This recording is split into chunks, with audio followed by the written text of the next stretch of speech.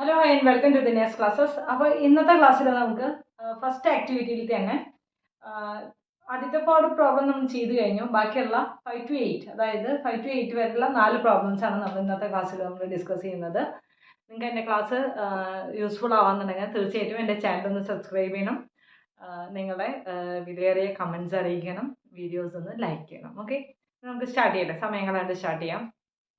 ആദ്യത്തെ 4 പ്രോബ്ലംസ് നിങ്ങൾ കണ്ടിട്ടുണ്ടാവുമെന്ന് പ്രതീക്ഷിക്കുന്നു. ഡൗട്ടുകൾ എന്തെങ്കിലും ഉണ്ടെങ്കിൽ ചോദിക്കണം.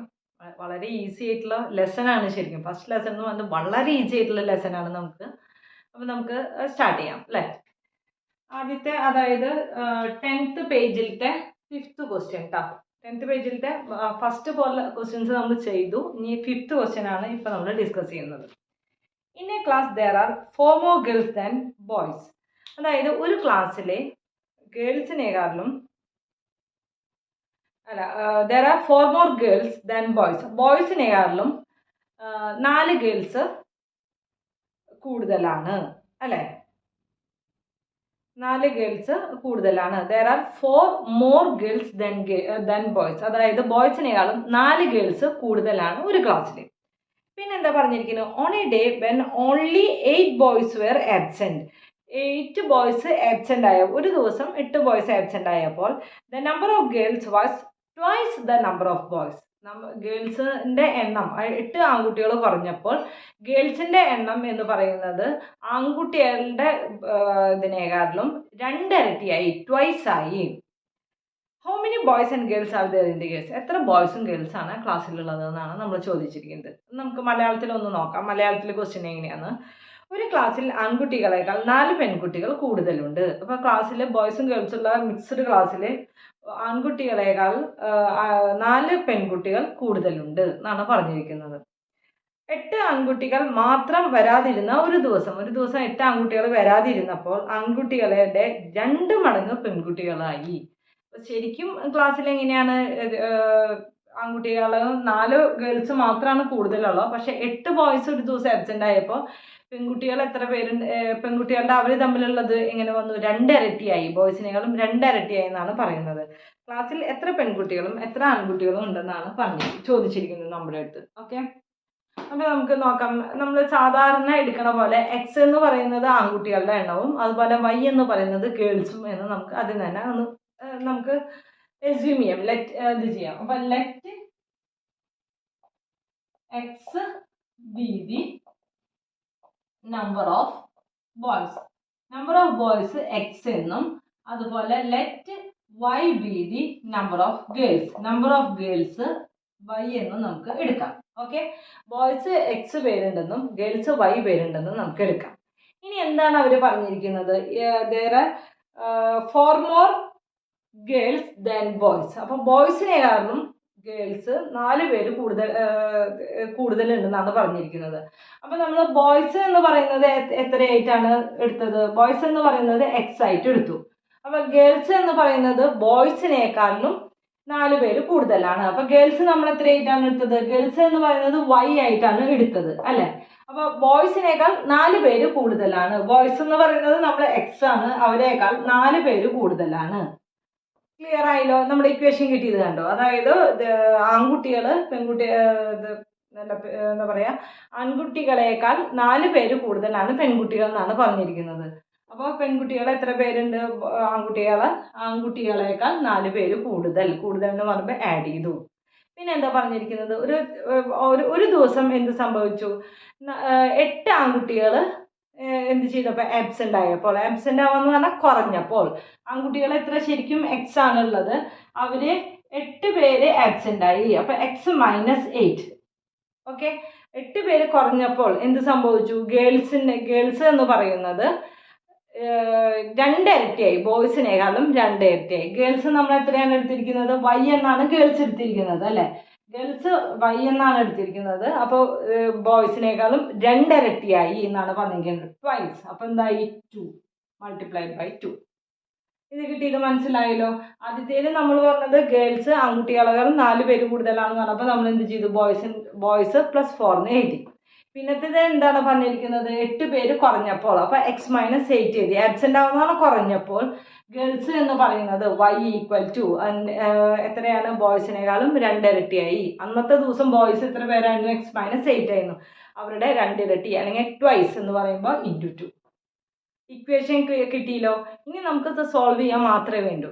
അപ്പോൾ ഇതിലെങ്ങനെയാണ് നമ്മൾ നേരത്തെ മറ്റുള്ള പ്രോബ്ലത്തിൽ ചെയ്ത പോലെ ഇപ്പോൾ ഇതിൽ ഡയറക്റ്റ്ലി നമുക്ക് കിട്ടിയിട്ടുണ്ട് y ഈക്വൽ ടു x+4 എന്ന് നമുക്ക് കിട്ടിയിട്ടുണ്ട്.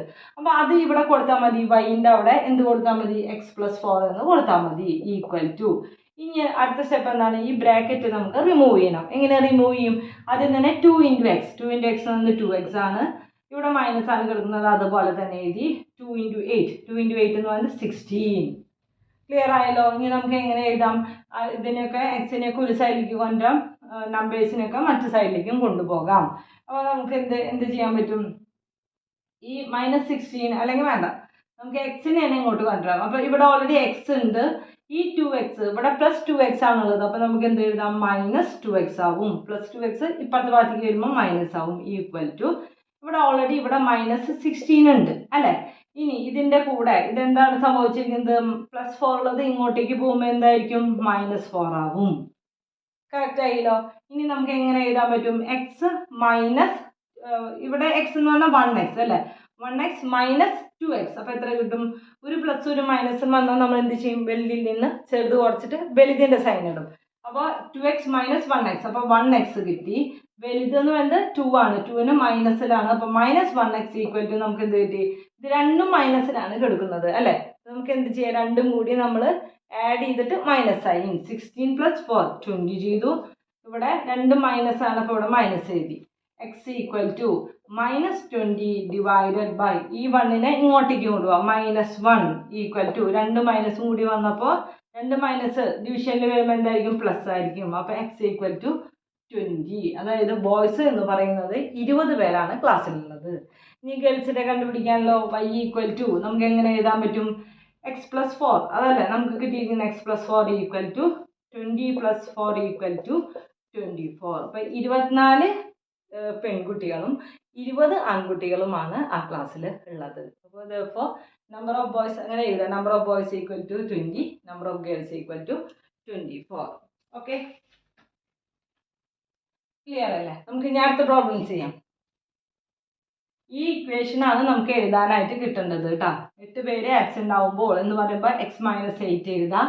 അപ്പോൾ ഇത് പെൺകുട്ടികൾ അതിൻ്റെ ബോയ്സിനേക്കാളും 2 ഇരട്ടിയാവും എന്ന് പറയുമ്പോൾ 2 × അല്ലെങ്കിൽ ട്വൈസ് എന്ന് പറയുമ്പോൾ 2 × എന്ന് എഴുതാനായിട്ട് നമുക്ക് അറിയണം. ഓക്കെ, ഇനി നമുക്ക് അടുത്ത problem.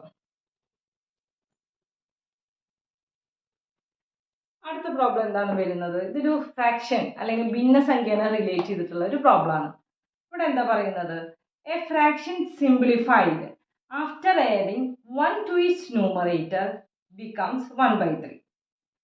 If instead 1 is added to denominator and then simplified, it become 1/4. What is the fraction എന്നാണ് ചോദിച്ചിരിക്കുന്നത്. നമുക്ക് മലയാളത്തിൽ ഒന്ന് റീഡ് ചെയ്യാം. ഒരു ഭിന്നസംഖ്യയുടെ അംശത്തിനോട് 1 കൂട്ടി ലഘൂകരിച്ചാൽ 1/3 കിട്ടി. ഛേദത്തിനോട് 1 കൂടി ലഘൂകരിച്ചപ്പോൾ കിട്ടിയത് 4/1. ഏതാണ് ഭിന്നസംഖ്യ? ഭിന്നസംഖ്യ എന്ന് പറയുന്നത് ഫ്രാക്ഷൻ. ഓക്കെ, അപ്പോൾ ഇത് എന്താണ് ഒരു ഫ്രാക്ഷൻ എന്ന് പറഞ്ഞാൽ നമുക്കറിയാലോ, നമ്മുടെ ഇതിൽ x/y അല്ലേ. അപ്പം നമുക്ക് നോക്കാം, let x be the numerator. Numerator എന്ന് പറഞ്ഞാൽ എന്താണ്, അംശം. ന്യൂമറേറ്റർ അതായത് എക്സിനെ അംശം എന്നെടുക്കാം മലയാളത്തിൽ എഴുതുമ്പോൾ. അതുപോലെ തന്നെ ഇതിനെ y be the ഡിനോമിനേറ്റർ. yനെ നമുക്ക് എന്തെടുക്കാം, അംശവും ഛേദം എന്നെടുക്കാം. ഓക്കെ, yനെ ഛേദം എന്നെടുക്കാം. അപ്പോൾ നമുക്ക് മനസ്സിലായി x/y ആണ് ഒരു നമ്മുടെ ഭിന്നസംഖ്യ അല്ലെങ്കിൽ ഫ്രാക്ഷൻ എന്ന് പറയുന്നത് x/y ആണ്. ഇനി ഇവിടെ എന്താ പറഞ്ഞിരിക്കുന്നത്, 1 is added to the numerator. After adding 1 to the numerator, അംശത്തിനോടുകൂടി 1 add ചെയ്യുമ്പോൾ x+1. ഓക്കെ, y അതുപോലെ തന്നെ ഡിനോമിനേറ്റർ അല്ലെങ്കിൽ ഛേദം അതുപോലെ തന്നെ. അപ്പോൾ നമുക്ക് എത്ര കിട്ടും ലഘൂകരിച്ചപ്പോൾ, 1/3 കിട്ടും. ക്ലിയർ ആയല്ലോ. ഇനി എന്താ പറഞ്ഞിരിക്കുന്നത്, അങ്ങനെയാണെങ്കിൽ അടുത്തത് പറഞ്ഞിരിക്കുന്നത് ഡിനോമിനേറ്ററിന്റെ കൂടെ 1 ആഡ് ചെയ്യുമ്പോൾ, അല്ലെങ്കിൽ അംശം ഛേദത്തിനോടുകൂടി 1 ആഡ് ചെയ്യുമ്പോൾ. അപ്പൊ നമ്മൾ ന്യൂമറേറ്റർ അതുപോലെ തന്നെ നിർത്തി, അംശത്തിന് അതുപോലെ തന്നെ നിർത്തി, ഡിവൈഡഡ് ബൈ. ഇനി ഡിനോമിനേറ്ററിന്റെ കൂടെ 1 അല്ലെങ്കിൽ ഛേദത്തിനോടുകൂടി 1 ആഡ് ചെയ്യുമ്പോൾ നമുക്ക് എത്ര കിട്ടും? 1/4, 1/4 കിട്ടും. ഇനി എന്താണ് ആ ഫ്രാക്ഷൻ എന്നാണ് ചോദിച്ചിരിക്കുന്നത്. ഇനി ഫ്രാക്ഷൻ കണ്ടുപിടിച്ചൂടെ നമുക്ക്? എങ്ങനെയാണ് ചെയ്യുക? ഇതിനെങ്ങനെയാണ് നമ്മൾ ചെയ്യുക? ഇതിനെ നമ്മൾ ക്രോസ് ആയിട്ട് മൾട്ടിപ്ലൈ ചെയ്യും അല്ലെ? ഇങ്ങനെയും ഇങ്ങനെയും മൾട്ടിപ്ലൈ ചെയ്യും. അപ്പൊ എങ്ങനെ മൾട്ടിപ്ലൈ ചെയ്യാം? 3 × x + 1, 3 × x + 1 equal to y × 1. എത്രയാണ് y × 1 എന്ന് പറയുന്നത്? y. ഓക്കെ, അടുത്ത സ്റ്റെപ്പ് എന്താ ചെയ്യേണ്ടത്? നമുക്ക് അതിന്റെ ബ്രാക്കറ്റിനെ നീക്കണം. അപ്പൊ എങ്ങനെ ചെയ്യും? 3 × x, 3x plus 3 × 1 എന്ന് പറഞ്ഞാൽ 3 ഈക്വൽ ടു y എന്ന് നമുക്ക് ആൻസർ കിട്ടി.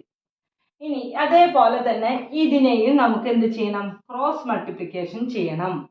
അപ്പൊ നമുക്ക് എന്ത് ചെയ്യാം? 4 × x, 4 × x എന്ന് പറയുന്നത് എന്താണ്? 4x equal to y plus 1 ×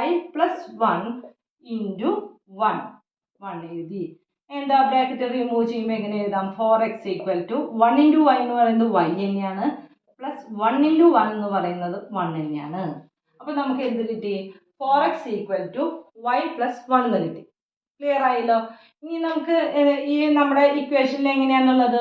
y എന്ന് പറയുന്നത് എത്രയാണെന്നാ പറഞ്ഞിരിക്കുന്നത്? 3x + 3 ആണ് y എന്ന് നമുക്ക് ആദ്യത്തെ ഇക്വേഷനിൽ നിന്ന് നമുക്ക് ഓൾറെഡി അറിയാം. അത് ഇവിടെ കൊടുക്കാം. എങ്ങനെ എഴുതാൻ പറ്റും? 4x ഈക്വൽ ടു ഈ y എന്നുള്ളത് 3x + 3 എഴുതാം. 3x + 3 ഇവിടുത്തെ 1 അതുപോലെ തന്നെ +1. എങ്ങനെ എഴുതാൻ പറ്റും? 4x equal to 3x + 3 + 1. 3 + 1 എന്ന് പറയുന്നത് എത്രയാണ്? 4. നമുക്ക് 4 എഴുതാം. അടുത്ത പണി എന്താണ്? നമ്മുടെ ഈ എക്സിനെയൊക്കെ ഒരു സൈഡിലേക്ക് കൊണ്ടുപോകാൻ നമ്പേഴ്സിനെ അപ്പുറത്തെ സൈഡിൽ വെക്കുക. അപ്പൊ 3x നമുക്ക് ഇങ്ങോട്ടേക്ക് കൊണ്ടുപോകാം. അപ്പൊ ഇവിടെ 4x ഉണ്ട്, ആ 4x അതുപോലെ തന്നെ എഴുതി. പ്ലസ് 3x ഇങ്ങോട്ടേക്ക് വരുമ്പോൾ -3x ഈക്വൽ ടു 4.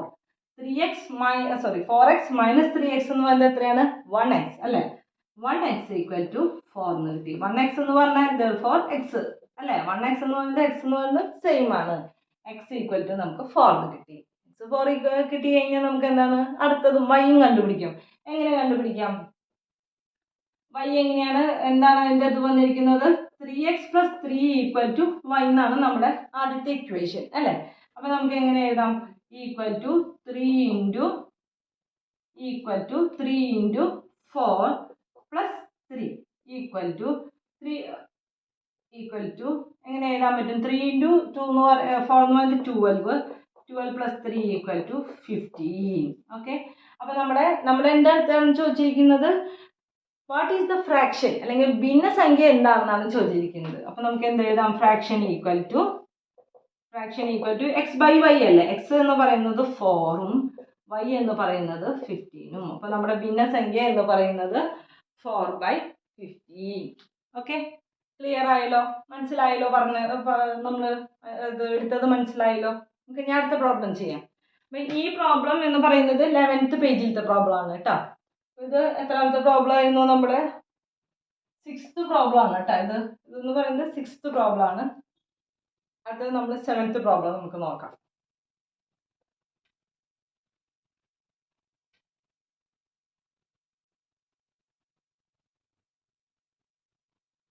അടുത്തത് നമുക്കൊന്ന് ഒന്ന് ശ്രദ്ധിക്കേണ്ട ഒരു പ്രോബ്ലം തന്നെയാണ് നമുക്ക് അടുത്തതെന്ന് പറയുന്നത്. അത് നമ്മുടെ ഇൻട്രസ്റ്റ്, അതായത് പലിശേനമായിട്ട് റിലേറ്റ് ചെയ്താണ്, ബന്ധപ്പെട്ടതാണ്. നമുക്ക് ഇനി അടുത്തത് 7th പ്രോബ്ലം എന്ന് പറയുന്നത്. ഓക്കെ, നമുക്ക് സ്റ്റാർട്ട് ചെയ്യണേ. ഇവിടെ എന്താ പറഞ്ഞിരിക്കുന്നത്? A person invested ₹1 lakh in 2 schemes. 2 സ്കീംസിലായിട്ട് 1,00,000 രൂപ ഇൻവെസ്റ്റ് ചെയ്തിട്ടുണ്ട്, നിക്ഷേപിച്ചിട്ടുണ്ട്. With interest rate 7% and 6%. അതിന്റെ പലിശ നിരക്ക് എത്രയാണ്? Interest rate 7%, 6%. After 1 year they got 6,750 rupees as interest. ഒരു വർഷം കഴിഞ്ഞപ്പോൾ എത്ര രൂപ ഇൻട്രസ്റ്റ് ആയിട്ട് കിട്ടി? 6,750 രൂപ ഇൻട്രസ്റ്റ് ആയിട്ട് കിട്ടി ഫ്രം ബോത്ത് ദീസ് ടുഗദർ, രണ്ടും കൂടിയിട്ട്. How much did they invest in each scheme? ഓരോ സ്കീമിലും എത്ര രൂപ ഇൻവെസ്റ്റ് ചെയ്തു? അപ്പോൾ നമുക്ക് ഇനി മലയാളത്തിലത്തെ ക്വസ്റ്റ്യൻ ഒന്ന് റീഡ് ചെയ്യാം. ഒരാൾ 1,00,000 രൂപ 2 പദ്ധതികളായി നിക്ഷേപിച്ചു. 7% 6% പലിശ നിരക്ക്. ഒരു വർഷം കഴിഞ്ഞ് രണ്ട് പദ്ധതിയിൽ നിന്നുമായിട്ട് എത്ര രൂപ കിട്ടി? 6,750 രൂപ പലിശ കിട്ടി. ഓരോന്നിലും എത്ര രൂപ നിക്ഷേപിച്ചു എന്നാണ് നമ്മുടെ അടുത്ത് ചോദിച്ചിരിക്കുന്നത്. ഓക്കെ, അപ്പൊ നമുക്ക് നോക്കാം ഇതെങ്ങനെയാണെന്ന്. അപ്പൊ 1,00,000 രൂപയാണ് അദ്ദേഹത്തിന്റെ കയ്യിൽ ഉണ്ടായിരുന്നത്. അദ്ദേഹം അത് 2 പദ്ധതികളിലായിട്ടാണ് നിക്ഷേപിച്ചത്. ഓക്കെ, അപ്പൊ നമ്മൾ സാധാരണ എടുക്കണ പോലെ എക്സ് രൂപ ഒരു പദ്ധതിയിലും y രൂപ മറ്റു പദ്ധതിയിലും നിക്ഷേപിച്ചു എന്നെടുക്കാം. ഓക്കെ, അപ്പൊ നമുക്ക് എങ്ങനെ എഴുതാം? Let x rupees invested in one scheme. ഒരു സ്കീമിൽ x rupees ഇൻവെസ്റ്റ് ചെയ്തു എന്ന് നമുക്ക് നോക്കാം. അതുപോലെ തന്നെ y rupees invested in second scheme. അടുത്ത സ്കീമിൽ y rupees ഇൻവെസ്റ്റ് ചെയ്തു എന്ന് നമുക്ക് എടുക്കാം. ഓക്കെ, ഇനി ഈ 2 രൂപയും കൂടി 2 സ്കീമിലും കൂടി എത്ര രൂപ നിക്ഷേപിച്ചു അദ്ദേഹം? 1,00,000 rupees ഇൻവെസ്റ്റ് ചെയ്തു അല്ലെ. അപ്പൊ നമുക്ക് എങ്ങനെ എഴുതാൻ പറ്റും? x plus y equal to രണ്ടും കൂടിയിട്ട് എത്ര രൂപയാണ് അദ്ദേഹം ഇൻവെസ്റ്റ് ചെയ്തത്? 1,00,000 rupees ആണ് അദ്ദേഹം ഇൻവെസ്റ്റ് ചെയ്തത്. അപ്പൊ നമുക്ക് ആദ്യത്തെ ഇക്വേഷൻ നമുക്ക് കിട്ടിക്കഴിഞ്ഞു. ഇനി എന്താണ് പറഞ്ഞിരിക്കുന്നത്? ഒരു ഇതിൽ നിന്ന് അദ്ദേഹത്തിന് 6% പലിശവും അടുത്ത നിക്ഷേപത്തിൽ നിന്ന് അദ്ദേഹത്തിന് 7% പലിശയാണ് അദ്ദേഹത്തിന് കിട്ടിയത്. എങ്ങനെയാണ് നമുക്കത് പലിശ നമ്മൾ കാൽക്കുലേറ്റ് ചെയ്യുക? ഇപ്പം നമ്മളിപ്പോൾ ഇത് ഒരു 10,000 രൂപ നിക്ഷേപിച്ചു എന്ന് വിചാരിക്കും. 10,000 rupees ഒരു സ്ഥലത്ത് ഇൻവെസ്റ്റ് ചെയ്തു എന്ന് വിചാരിക്കും. അപ്പോൾ അതിന് 5% പലിശ എന്ന് വിചാരിക്കും. അപ്പം നമ്മൾ എങ്ങനെ കണ്ടുപിടിക്കും? 10% നമ്മൾ ഇൻവെസ്റ്റ് ചെയ്തു, അതിന് 5% അല്ലെങ്കിൽ വേണം 10% പലിശ എന്ന് വിചാരിക്കും. അപ്പോൾ 10% എന്ന് പറയുമ്പോൾ ഇൻറ്റു 10/100 അല്ലേ? ഇത്ര രൂപ പലിശ എന്ന് വെച്ച് കഴിഞ്ഞാൽ അത്ര ഇൻറ്റു ചെയ്യുക. ഇനി അത് എത്ര കൊല്ലത്തേക്കാന്നുള്ളതും കൂടി നമ്മൾ ചെയ്യും. ഇവിടെ ഇപ്പോൾ 1 കൊല്ലത്തേക്കാണ്, അപ്പോൾ നമ്മൾ ഇൻറ്റു 1. ഇപ്പോൾ 2 കൊല്ലത്തേക്കാണെങ്കിൽ നമ്മൾ എന്ത് ചെയ്യും? ഇൻറ്റു 2 എന്ന് എഴുതും. 3 കൊല്ലാണെങ്കിൽ ഇൻറ്റു 3 എന്ന് എഴുതിയിട്ട് അങ്ങനെയാണ് നമ്മൾ പലിശ കണ്ടുപിടിക്കുക. ഇതിപ്പോൾ 1 കൊല്ലത്തേക്കാണ്, അപ്പോൾ ഈ 1 എഴുതിയില്ലെങ്കിലും കുഴപ്പമില്ല. അപ്പോൾ നമുക്ക് എങ്ങനെ പറയാം? 10,000 ഇൻറ്റു 10/100, അതായത് 1,000 rupees ആണ് ഇദ്ദേഹത്തിന് പലിശ കിട്ടിയതെന്ന് നമുക്ക് അറിയാം. നമുക്ക് അങ്ങനെയാണ് നമുക്ക് കണ്ടുപിടിക്കുക. പലിശ എങ്ങനെയാണെന്ന് വെച്ചാൽ എത്ര രൂപയാണോ ഇൻവെസ്റ്റ് ചെയ്തത് അതേ ഇൻറ്റു ഇൻട്രസ്റ്റ് റേറ്റ്, അല്ലെങ്കിൽ എത്ര രൂപയാണോ നിക്ഷേപിച്ചത് അതേ ഇൻറ്റു പലിശ നിരക്ക്. അങ്ങനെയാണ് നമുക്ക് എന്ത് കിട്ടുക? പലിശ എത്രയാണ് കിട്ടുക. ഇപ്പം ഇവിടെ ഇദ്ദേഹം എത്രയാണ് ഇൻവെസ്റ്റ് ചെയ്തത്? എക്സ് ആണ് ഒരു സ്കീമിൽ ഇൻവെസ്റ്റ് ചെയ്തത്. ആ സ്കീമിൽ നിന്ന് ഇപ്പോൾ 10,000 പകരം എക്സ് ആണ് ഇൻവെസ്റ്റ് ചെയ്തത്. അദ്ദേഹത്തിന് ആ സ്കീമിൽ നിന്ന് എത്ര കിട്ടി? 7% കിട്ടി. അപ്പോൾ ഇൻറ്റു 7/100. ഒരു വർഷത്തേക്കാണ് ഇൻവെസ്റ്റ് ചെയ്തത്. അപ്പോൾ ഇൻറ്റു 100 ഇൻറ്റു 1 എഴുതിയാലും എഴുതിയില്ലെങ്കിലും കുഴപ്പമില്ല. പക്ഷെ 2 വർഷത്തേക്കൊക്കെ ആണെങ്കിൽ ഇൻറ്റു 2 ചെയ്യണം. ഒന്നിലും കൂടുതലാണെങ്കിൽ ശരിക്കും അത് 2, 3 എത്രയാണെന്ന് വെച്ചാൽ എഴുതണം. അപ്പോൾ ഇദ്ദേഹത്തിന് ഒരു വർഷം കഴിഞ്ഞപ്പോൾ എത്ര രൂപ പലിശ കിട്ടി? x ഇൻറ്റു 7/100 എന്ന് പറഞ്ഞാൽ എത്രയാണ്? 7x/100. ഒരു സ്കീമിൽ നിന്ന് അദ്ദേഹത്തിന് ഇത്ര എന്ത് കിട്ടിയിട്ടുണ്ടാവും? പലിശ കിട്ടിയിട്ടുണ്ടാവും. കണ്ടോ, 10,000 ഇൻറ്റു 10/100 ഇത്ര റുപ്പീസ് അദ്ദേഹത്തിന് പലിശ കിട്ടിയിട്ടുണ്ടാവും. പിന്നത്തെ സ്കീമിൽ നിന്ന് എന്ന് പറയുമ്പോൾ y ആണ് ആ സ്കീം. അതിൽ നിന്ന് അദ്ദേഹത്തിന് എത്രയാണ്? 6% പലിശ. അപ്പോൾ നമുക്ക് എന്ത് എഴുതാം? 6/100. അപ്പോൾ നമുക്ക് എങ്ങനെ എഴുതാൻ പറ്റും? 6 ഇൻറ്റു y 6y/100 ഇത്ര രൂപയാണ് അദ്ദേഹത്തിന് എന്തുണ്ടാവുക? പലിശ അടുത്ത സ്കീമിൽ നിന്ന് കിട്ടിയിട്ടുണ്ടാവുക. ഇതെങ്ങനെ നമുക്ക് ഇക്വേഷൻ ആയിട്ട് എഴുതാൻ പറ്റും? ഇതെന്ന് പറയുന്നത് എത്രയാണ്? ഓക്കെ, അപ്പോൾ നമുക്കിനി എന്താ പറയുക, ഈ ഇക്വേഷൻ ഇങ്ങോട്ടേക്ക് എടുത്തെഴുതാം. എങ്ങനെയാണ് ചെയ്യാൻ നോക്കാം. അപ്പോൾ ഇവിടെ എത്രയാണ് കിട്ടിയിരിക്കുന്നത്? 7x/100 ആണ് ഒരു സ്ഥലത്ത് നിന്ന് പലിശ കിട്ടാം. 7x/100. അതേപോലെ അടുത്ത സ്ഥലത്ത് നിന്ന് പലിശ നമുക്ക് എത്ര കിട്ടാം? 6y/100 ആണ് കിട്ടുക. അപ്പോൾ നമുക്ക് 6y/100 എഴുതി. രണ്ടും കൂടിയിട്ട് എത്ര രൂപയാണ് നമുക്ക് പലിശയായിട്ട് കിട്ടുന്നത്? എത്രയാണ് വരുന്നത്? 6,750 rupees. 6,750 rupees ആണ് രണ്ട് സ്ഥലത്തു നിന്നും കൂടി നമുക്ക് പലിശയായിട്ട് കിട്ടുന്നത്. നമുക്ക് എങ്ങനെ എഴുതാൻ പറ്റും? രണ്ട് ഡിനോമിനേറ്റർ രണ്ടും സെയിം ആണ്, അല്ലെങ്കിൽ എന്താ പറയുക, ഛേദം രണ്ട് സ്ഥലത്തും സെയിം ആണ്. അപ്പോൾ നമുക്ക് എന്ത് ചെയ്യാം? ന്യൂമറേറ്റേഴ്സ് തമ്മിൽ ആഡ് ചെയ്യാം. അപ്പോൾ എങ്ങനെ എഴുതാൻ പറ്റും? 7x plus 6y/100 equal to 6750. ഇനി ഈ 100നെ നമുക്ക് ഇങ്ങോട്ടേക്ക് കൊണ്ടുപോകാം. അപ്പോൾ എന്താവും? മൾട്ടിപ്ലിക്കേഷൻ ആവും. എങ്ങനെ എഴുതാൻ പറ്റും? 7x plus 6y equal to ഇവിടെ 6750 ഇൻറ്റു 100. അപ്പോൾ നമുക്ക് എങ്ങനെ എഴുതാം? 6750 രണ്ട് സൈഡും കൂടി ഇൻറ്റു 100 വരുമ്പോൾ ഇനി എങ്ങനെയാണ് നമ്മൾ ചെയ്യുക? ഇവിടെ നമുക്കിപ്പോൾ രണ്ട് ഇക്വേഷൻ കിട്ടി കഴിഞ്ഞു അല്ലേ, സർവ്വസമവാക്യങ്ങൾ, രണ്ട് സർവ്വസമവാക്യങ്ങൾ കിട്ടി കഴിഞ്ഞു. ഒന്ന് 7x + 6y = ഇത്രയും, ഒന്ന് x + y = 1 lakh എന്ന് നമുക്ക് അറിയാം. അപ്പോൾ ഇതിൽ നിന്ന് നമുക്ക് എന്ത് ചെയ്യാം? എക്സിൻ്റെയോ വൈൻ്റെയോ വാല്യൂ നമുക്ക് കണ്ടുപിടിക്കാം. അപ്പോൾ x = എങ്ങനെ എഴുതാൻ പറ്റും? 1 lakh - y = അപ്പോൾ ഇവിടെ എന്താണ് എക്സിൻ്റെ സ്ഥാനത്ത് 7 ഇൻറ്റു ഈ എക്സിൻ്റെ സ്ഥാനത്ത് ഈ വാല്യൂ കൊടുക്കുക. എത്രയാണ്? 1 lakh - y plus 6y = 6,75,000. Okay, clear ആയല്ലോ? ഇനി അടുത്ത സ്റ്റെപ്പ് നമ്മൾ ബ്രാക്കറ്റ് റിമൂവ് ചെയ്യലാണ് സാധാരണ ചെയ്യുന്ന പോലെ. 7 × 1 lakh എന്ന് പറയുന്നത് 7 lakh ആണ്. 7 lakh. 7 × y എന്ന് പറയുന്നത് 7y ആണ്. മൈനസ് അതുപോലെ തന്നെ എഴുതി. Plus 6y = 6,75,000. ഓക്കെ, നമ്പേഴ്സിനൊക്കെ ഒരു സ്ഥലത്തും നമുക്ക് പിന്നെ ആൽജിബ്രനെ അപ്പുറത്തെ സൈഡിലും ആക്കാം. അപ്പോൾ -7y + 6y, ഒരു പ്ലസും ഒരു മൈനസാണ് വന്നിരിക്കുന്നത്. അപ്പോൾ വലുതിൽ നിന്ന് ചെറുത് കുറച്ചിട്ട് വലുതിൻ്റെ സൈൻ ഇടാം. അപ്പോൾ 7 - 6 എന്ന് പറയുന്നത് 1 ആണ്. 1y എഴുതി. 7 ആണ് വലിയ നമ്പർ, അത് മൈനസിലാണ്. -1y = ഇവിടെ എങ്ങനെ എഴുതാൻ പറ്റും? 6,75,000 മൈനസ് 7 lakh പ്ലസ് 7 lakh ഇങ്ങോട്ടേക്ക് പോകുമ്പോൾ -7 lakh ആയി മാറും. ഓക്കെ, ക്ലിയർ ആണല്ലോ? -1y = 6,75,000 മൈനസ് 7 lakh എത്രയാണ് കിട്ടുന്നത്? നമുക്ക് 25,000 കിട്ടും. ഇവിടെയും എന്താണ്? ഒരു പ്ലസും ഒരു മൈനസും, ഒരു പ്ലസ് ഒരു മൈനസും വന്നാൽ ചെറുതിൽ നിന്ന് വലുത് കുറച്ചിട്ട് വലുതിൻ്റെ സൈൻ, അതായത് വലുതിൻ്റെ സൈൻ -25,000 കിട്ടി. അപ്പോൾ നമുക്ക് therefore y = -25,000 ഡിവൈഡഡ് ബൈ ഇവിടെ -1 = എത്ര കിട്ടി? 25,000 ആണ് നമുക്ക് എന്ത് കിട്ടിയത്? y = 25,000. ഇനി നമുക്ക് x കണ്ടുപിടിച്ചൂടെ? x എങ്ങനെ കണ്ടുപിടിക്കാൻ പറ്റും? x = എത്രയാണ്? 25 അല്ല, y = എത്രയാണ്? 25,000. x = 1 lakh minus 25,000. അപ്പോൾ എത്രയാണ് 1 lakh minus 25,000 എന്ന് പറയുന്നത്? 75,000 ആണ്. നമ്മുടെ അടുത്ത് എന്താ കണ്ടുപിടിക്കാൻ പറഞ്ഞിരിക്കുന്നത്? എത്ര രൂപയാണ് ഓരോ സ്കീമിലും ഇൻവെസ്റ്റ് ചെയ്തിരിക്കുന്നതെന്നാണ് കണ്ടുപിടിച്ചിരുന്നത്. അപ്പോൾ ഫസ്റ്റ് സ്കീമിൽ അദ്ദേഹം 75,000 rupees-ഉം ഒരു സ്കീമിൽ, പിന്നത്തെ സ്കീമിൽ അദ്ദേഹം 25,000 rupees-ആണ് അദ്ദേഹം നിക്ഷേപിച്ചിരിക്കുന്നത്. ക്ലിയർ ആയല്ലോ? മനസ്സിലായല്ലോ പറഞ്ഞിട്ടുള്ളത്? ക്ലാസ് എടുത്ത് മനസ്സിലായല്ലോ? നമുക്ക് ഇനി ഒറ്റ പ്രോബ്ലം കൂടിയേ ഉള്ളൂ ആ ആക്ടിവിറ്റിയിൽ, നമുക്ക് അത് ചെയ്യാം. ഓക്കെ, അടുത്ത പ്രോബ്ലം വളരെ ഈസിയാണ് ചെയ്യാനായിട്ട്. ഡിസ്റ്റൻസ് സ്പീഡിൻ്റെ ഒരു പ്രോബ്ലം ആണ്. നമ്മളിങ്ങനെ ഇത് കാണുമ്പോൾ ഇത് എന്താണാവോ എന്ന് വിചാരിക്കും.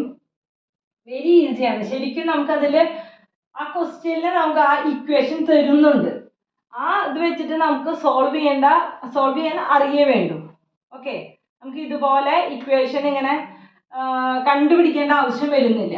നമുക്ക് ആ പ്രോബ്ലം ഒന്ന് ചെയ്യാം. അതായത് 8th പ്രോബ്ലം ഉണ്ട്. 8th problem page number 11th 8th problem ആണ്. നമുക്ക് നോക്കാം. ഇവിടെ എന്താ പറഞ്ഞിരിക്കുന്നത്? An object starts with a speed of u meter per second. ഒരു ഒബ്ജക്റ്റ് സ്റ്റാർട്ട് ചെയ്യുമ്പോഴത്തെ സ്പീഡ് എന്ന് പറയുന്നത് u meter per second ആണ്. And it travels along a straight line. Straight ലൈനിൽ കൂടെയാണ് ട്രാവൽ ചെയ്യുന്നത്. If the speed increases at the rate of a meter per second, every second, a meter per second on every second, the speed at time t second is u plus at. അതായത് speed increase ആവാണ്. എങ്ങനെയാണ് increase ചെയ്യുന്നത്? a meter per second ആയിട്ടാണ് speed increase ആവുന്നത്. അങ്ങനെയാണെങ്കിൽ speed at time t is u plus at. അങ്ങനെയാണെങ്കിൽ speed എന്ന് പറയുന്നത് എന്താണ്? u plus at ആണ്. The speed at 1 second is 5 meter per second and at 5 second is 13 meter per second.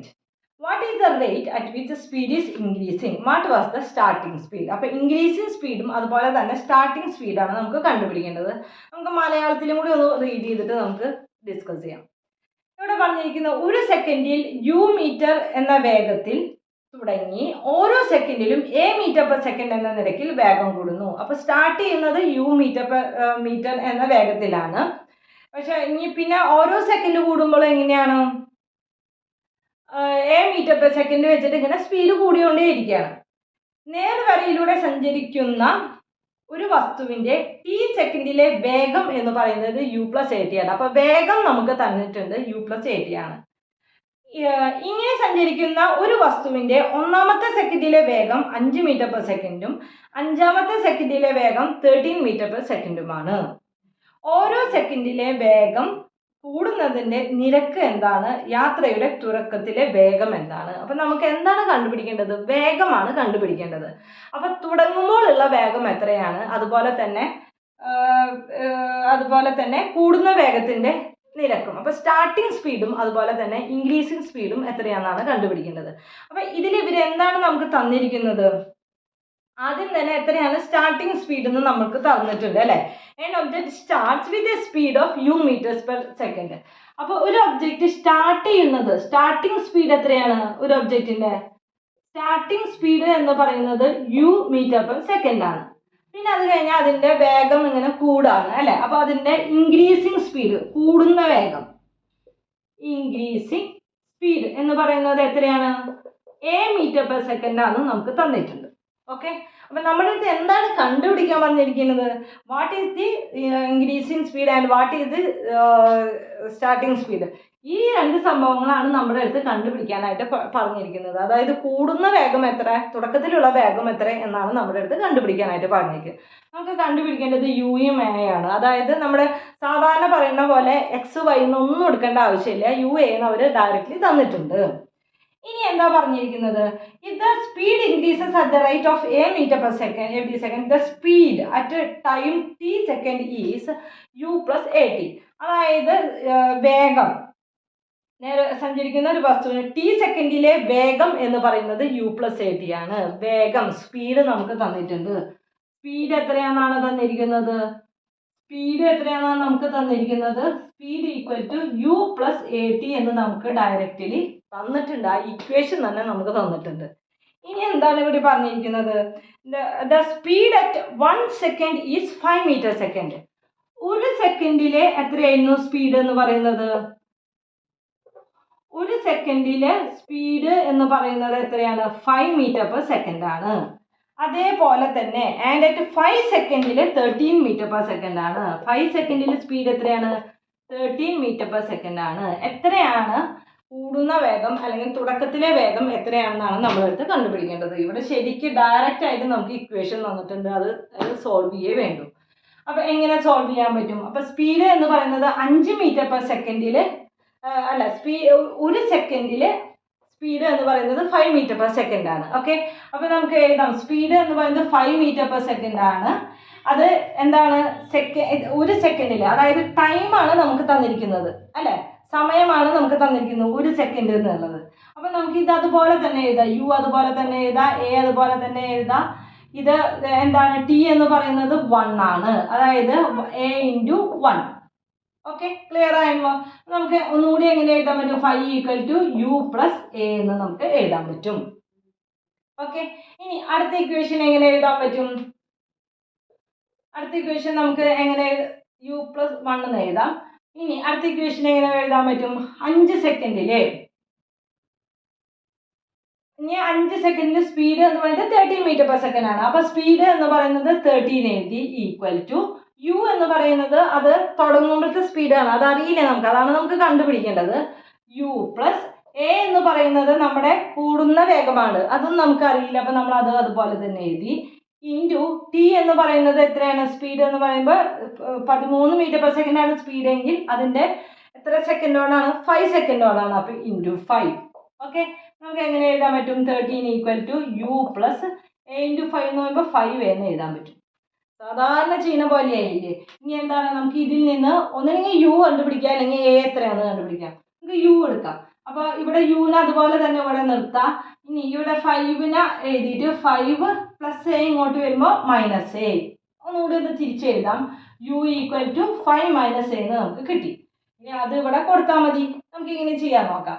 അപ്പൊ എങ്ങനെ എഴുതാൻ പറ്റും? 13 = u എന്നുള്ള സ്ഥലത്ത് 5 - a, ഇവിടത്തെ +5a അതുപോലെ തന്നെ എഴുതി.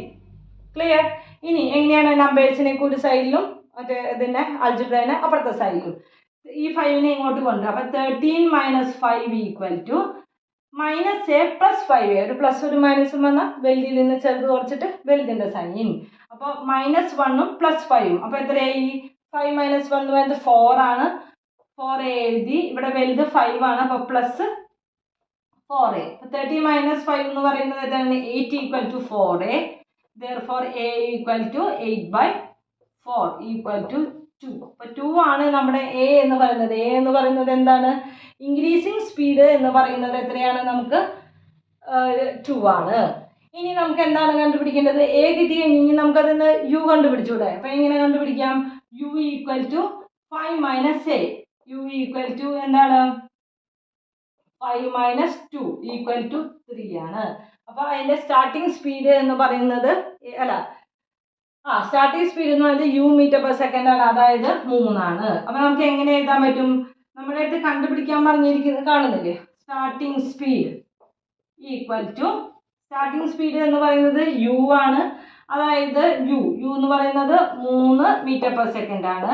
അതേപോലെ തന്നെ നമുക്ക് ഇൻക്രീസിങ് സ്പീഡ്, കൂടുന്ന വേഗം, ഇൻക്രീസിങ് സ്പീഡ് എത്ര എഴുതാൻ പറ്റും? a m/s ആണ്, അതായത് 2 m/s ആണ്. ഓക്കെ, ക്ലിയർ ആയില്ലോ? നമുക്ക് എക്സും വൈയും ഒന്നും എടുത്ത് കഷ്ടപ്പെടേണ്ട, ഡയറക്റ്റ് ആയിട്ടാണ് നമുക്ക് തന്നിരിക്കുന്നത്. ആ ഇക്വേഷൻ തന്നിട്ടുണ്ട്, അത് തന്നിട്ടുള്ള ഇൻഫർമേഷൻ എഴുതാം, അത് അതുപോലെ തന്നെ നമുക്കത് സോൾവ് ചെയ്യാൻ പറ്റും. മനസ്സിലായിട്ടുണ്ടെന്ന് പ്രതീക്ഷിക്കുന്നു. ഡൗട്ടുകൾ എന്തെങ്കിലും ഉണ്ടെങ്കിൽ ചോദിക്കണം. നമുക്ക് ഇനി അടുത്ത ക്ലാസ്സിലെ അടുത്ത ആക്ടിവിറ്റി ആയിട്ട് കാണാം. Till then bye.